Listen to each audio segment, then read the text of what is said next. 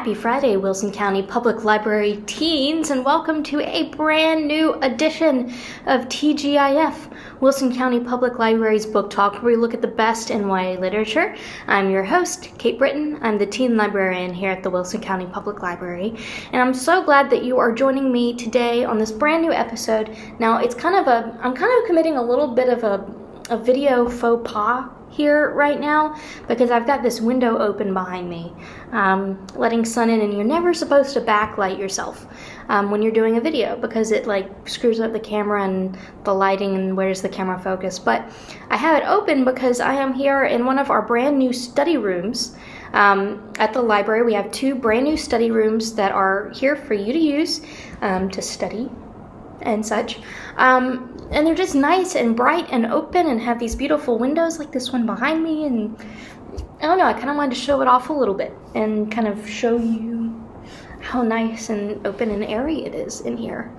It's a very pleasant place to be. So, if you need to study or need a place to study or do schoolwork, hang out, this is a good place to be. So bear with me with this possible lighting challenge through this episode. So anyway, this week's book is one of Time Magazine's top 100 YA books of all time, and it is called The Absolutely True Diary of a Part-Time Indian by Sherman Alexie.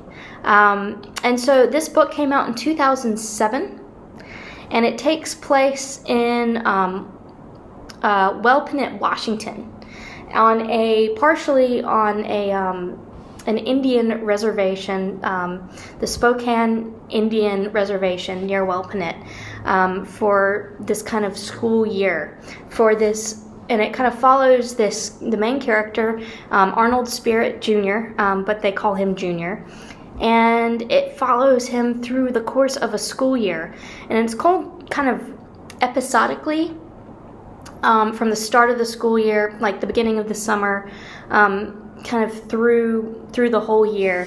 And it kind of is a written record of his life on the reservation and his struggle. So let me back up a little bit.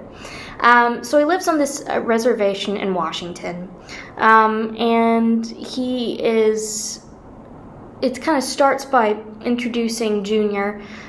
So he lives on this reservation in Washington. He has some birth defects, so he was born with hydrocephalus, so he's a little smaller for age and has seizures sometimes, and can't see really well, stutters, has a lisp, and so he's always kind of been picked on by other kids that he grew up with on the reservation. His family is pretty poor. He has really kind of limited access to different kinds of opportunities, but he's really, really smart. So on the first day of high school, a confrontation happens, and one of his teachers says, "Hey, why don't you try going to this school that's like 20 miles away? And I think you might benefit from this school. I think it might challenge you intellectually." So he goes, and he is the only Indian, Native American Indian student at that school, full of white kids. And so it kind of details his straddling two worlds and getting to know the white students at his school and maintaining his identity while he is at this mostly white school, while he is attending this school, and getting to appreciate his kind of unique background. And he notices at the basketball games and stuff, a lot of the white fathers don't show up to the games, whereas on the reservation, a lot of the fathers showed up and things like that. But it deals with a lot of issues, income inequality, poverty, alcoholism, kind of developmental differences, because he does have these disabilities that he's dealing with.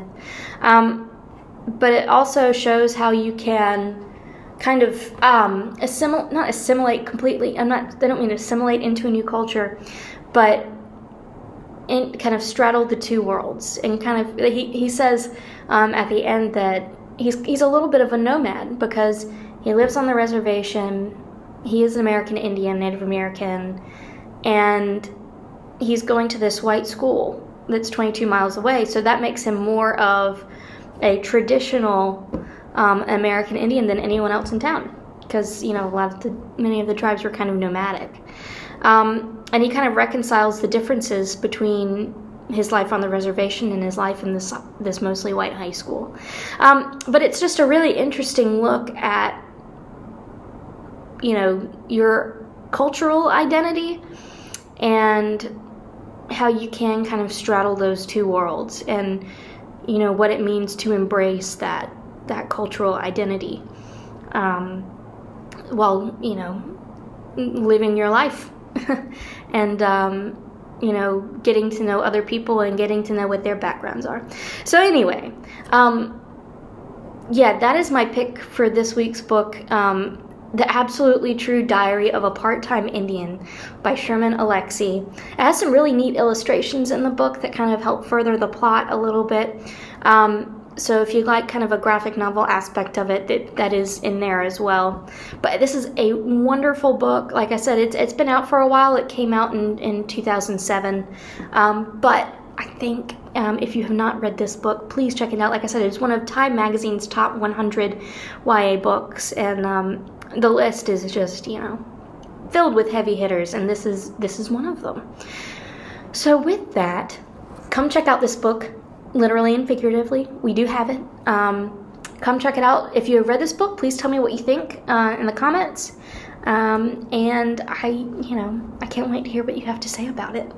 So with that, have a wonderful weekend. Come use these study rooms. Look at this. As I move the camera, the light kind of adjusts focus, but we have these beautiful trees behind us and sunlight and all that beautiful stuff. So anyway, have a great weekend. Be safe, be good, and I will see you next time. Bye-bye, guys.